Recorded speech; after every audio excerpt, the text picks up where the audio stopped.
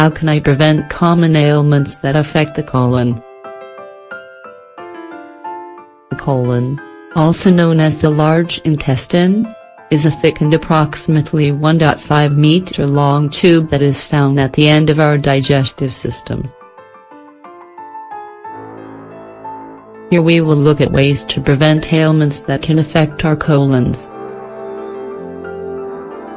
The large intestine is responsible for the realization of the final phase of digestion.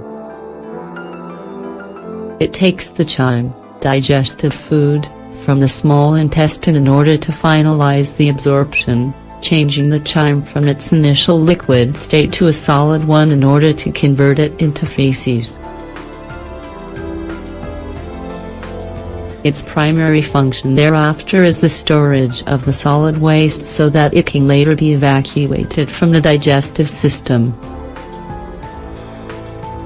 When feces are not evacuated on a normal schedule, the colon continues to absorb water, the waste product becomes hard, and constipation occurs. There are also conditions that keep the colon from functioning properly. And in some cases these conditions can produce colon cancer. This type of cancer is more common in people over the age of 50, who present risk factors and have a family history. Since colon cancer in its initial phases can fail to show symptoms, we urge you to realize regular exams in order to be able to detect any anomalies as early as possible. Colon cancer, when diagnosed in its initial phases, has a good chance of being overcome, but in its later phases prospects are quite grim. The most common conditions that affect the colon.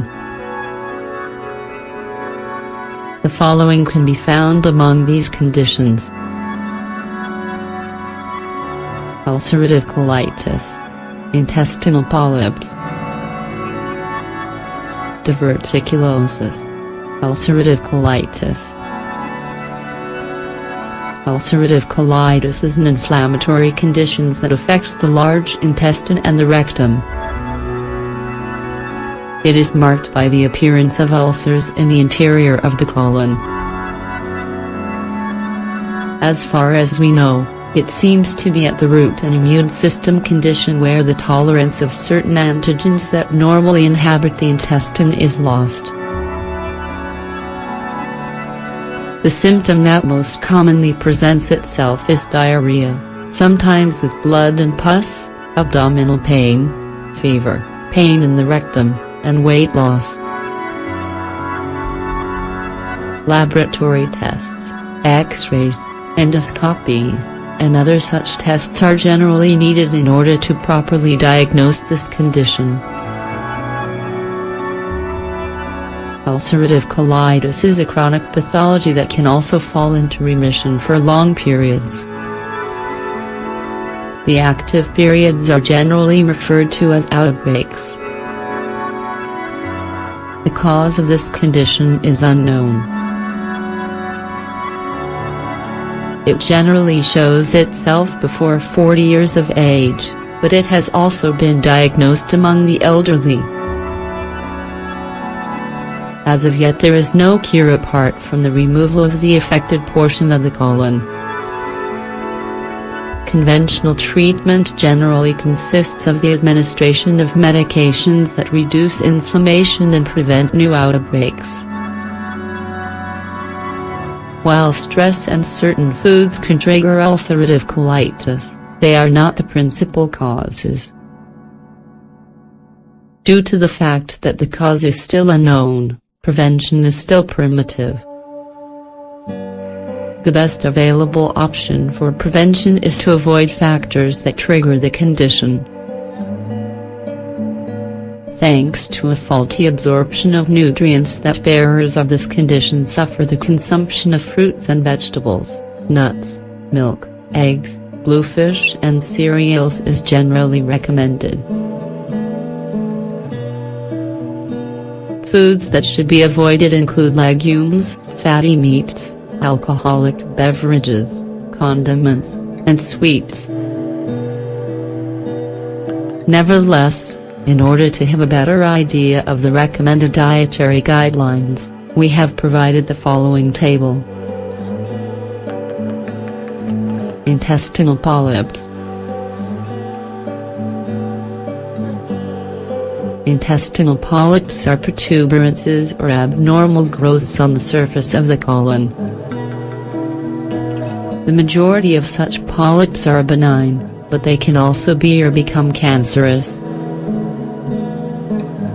The best way to avoid the transition from benign to cancerous is to remove them directly. People who have had polyps removed should return for endoscopic checks every 1 to 3 years in order to check for new growths. These polyps are generally asymptomatic. They are usually discovered during checkups for other problems, and are detected and subsequently removed via colonoscopy. They can occur either as a result of hereditary factors or external factors. Should symptoms present themselves, they generally take the following form: anal bleeding, constipation or diarrhea that lasts longer than a week, blood and feces.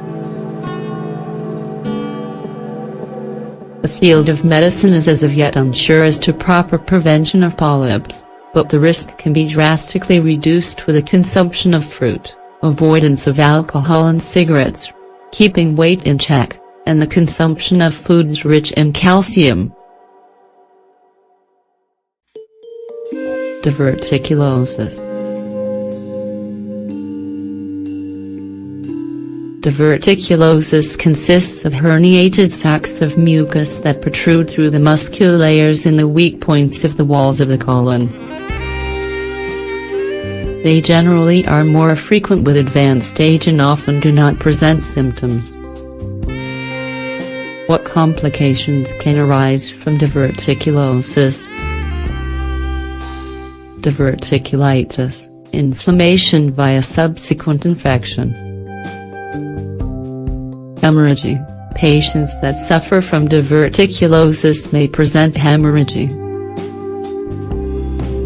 This can consist of hidden fecal loss or massive rectal hemorrhage. Perforation. When the diverticula is inflamed, it can perforate and cause life-threatening infections. The symptoms that may present themselves include constipation, abdominal discomfort, and fistulas. Causes.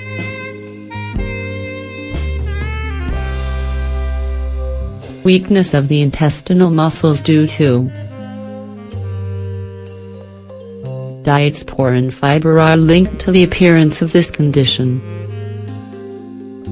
Fiber ensures more regular bowel movements that consequently exercise the intestinal muscles.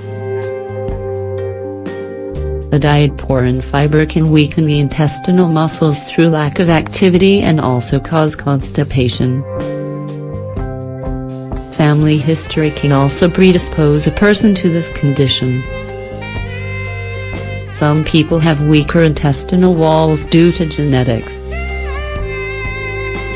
Treatment.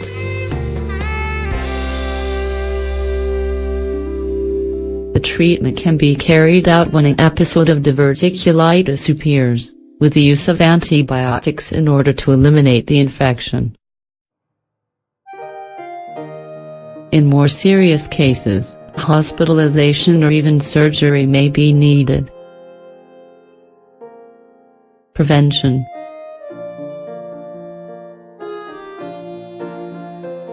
A diet rich in fiber in order to avoid constipation and keep the intestinal musculature active and strong.